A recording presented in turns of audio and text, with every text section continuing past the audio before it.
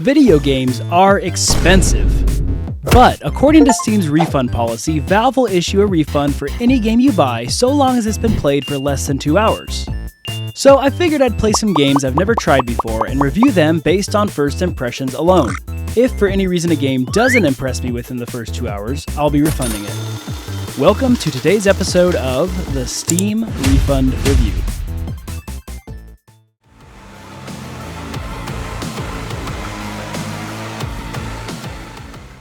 Yes, I finally tried the first 2 hours of Cyberpunk 2077 for the very first time.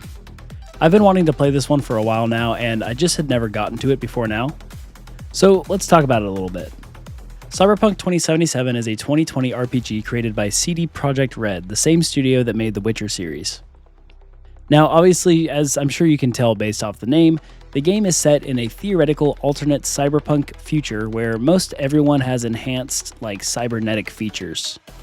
The Steam description for Cyberpunk 2077 reads, Cyberpunk 2077 is an open-world action RPG set in the dark future of Night City, a dangerous megapolis obsessed with power, glamour, and ceaseless body modification. Now, one of the reasons that I'm really excited to play this one is that I typically really enjoy most RPGs in which your choices matter and can drive the game's overall narrative, and I've never played an RPG set in a cyberpunk universe, so I'm excited to try. I also have really enjoyed most open-world RPGs in the past, and I've heard that Night City is very well fleshed out and feels alive, which is always really cool to see in an RPG world. From what I've seen, the game is pretty darn popular and well received, with just under 750,000 Steam reviews as of writing this, and 85% of those being positive.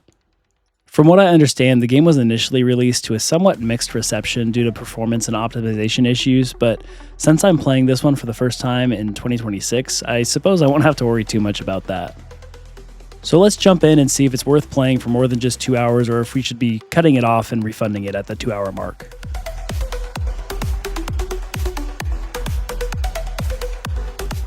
So what do the first few minutes look like as we jump into the game?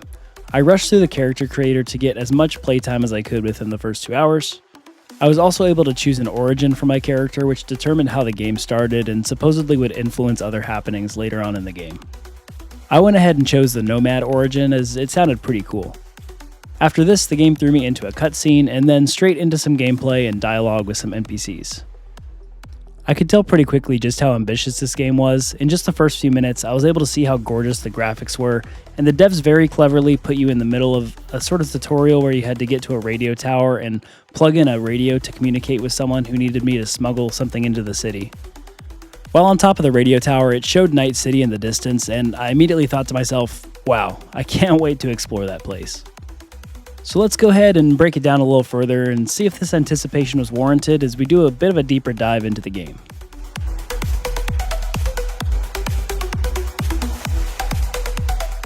As we focus on gameplay, as I previously mentioned, the game is very story heavy and it's an RPG where your choices matter. Obviously, a good comparison to this game would be The Witcher 3, since it's the same devs and genre, just, with a totally new coat of paint and setting. Gameplay seems to involve a lot of cool cutscenes, talking to other NPCs with differing dialogue options, and open-world exploration.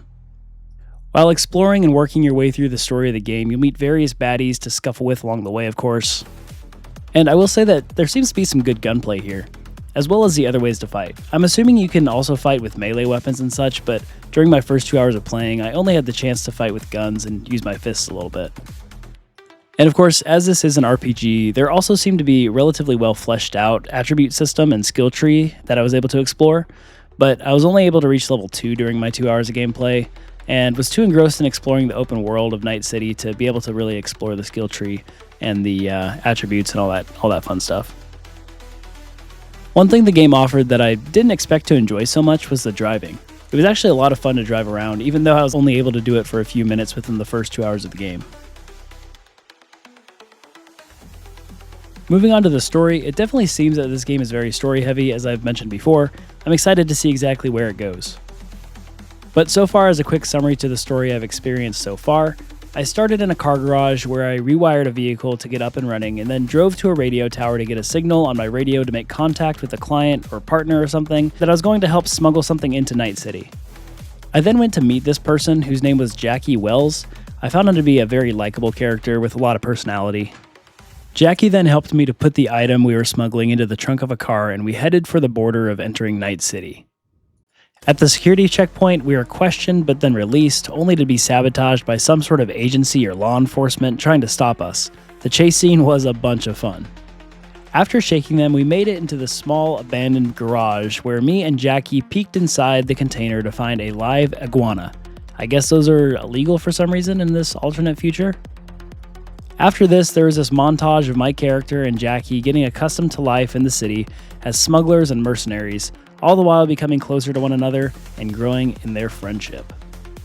At this point, the game threw me right into a tutorial mission of sorts where I'm not sure. I honestly got a little bit lost.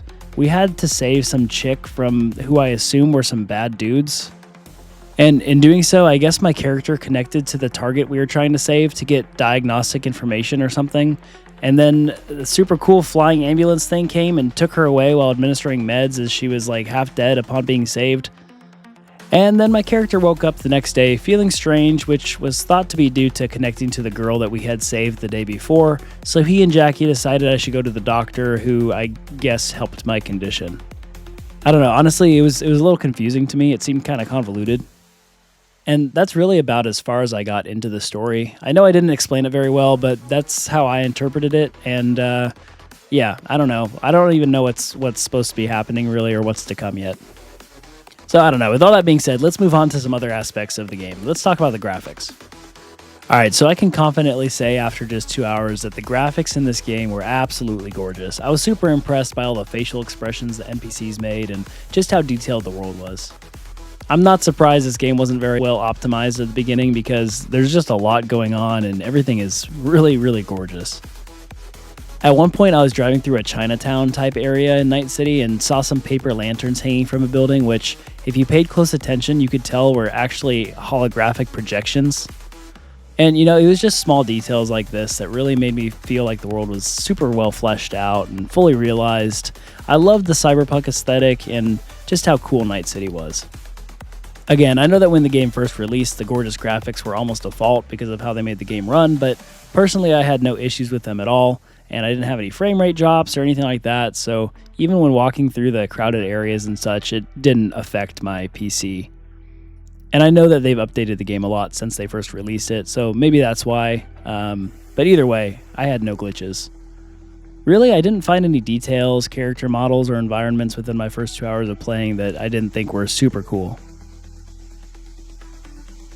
And as always, last but not least, the sound design was also fantastic. I loved the music that played during the opening, and everything seemed to match up with the overall vibe of Night City. As you walked around, you'd hear people honking, arguing, getting shot. The level of detail, even when it came to the sound design, was really great. I also felt that the sound of the vehicles was really cool, especially the first car I drove through the desert. It just sounded so rugged and, I don't know, just cool. The voices and voice acting were also really well done. There was no cheesiness in the voice lines like so many other open world RPGs, and I could tell that everything was really meticulously put together, just to the best that it could be. It was really good.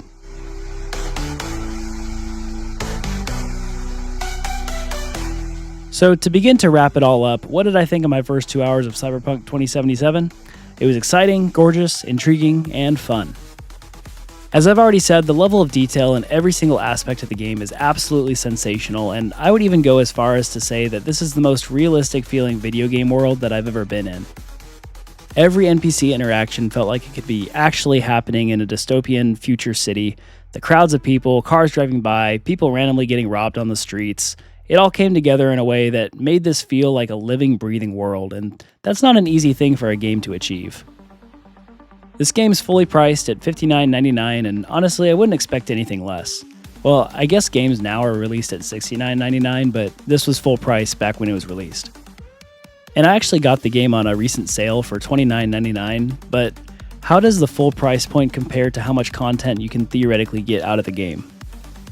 Well, according to howlongtobeat.com, the game takes 26 hours to beat its main story and about 106 hours to complete fully.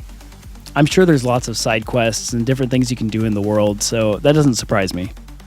Honestly, I could easily see someone spending even more time than that just because driving around the city and exploring just seemed to be so much fun. So yeah, based on the game's price and how many hours you could theoretically put into it, I would say the game is easily worth the full price tag. Overall, to rate the game on a scale of 1 to 10 based on my first 2 hours of gameplay, I would give this one a 9 out of 10. I think that as the story becomes more realized and I become less confused, it could easily jump up to a 10 out of 10 for me. I just wasn't super captivated by its story based on the first 2 hours of gameplay. I also felt like this game had like a little bit of a moderate barrier to entry just because there were some systems that I didn't fully understand and some things that I was just kind of like confused about, I guess. But all that being said, should I keep playing the game or should I refund it through the Steam refund policy? Well, I'll definitely be replaying this one after the review. It's truly an amazing experience so far, and I hope that it continues to be as I continue to play. Alrighty, you know the drill. Like, subscribe, all those YouTube-y things, and tell me what game you want to see me review next in the comments. And as always, I'll see y'all in the next one.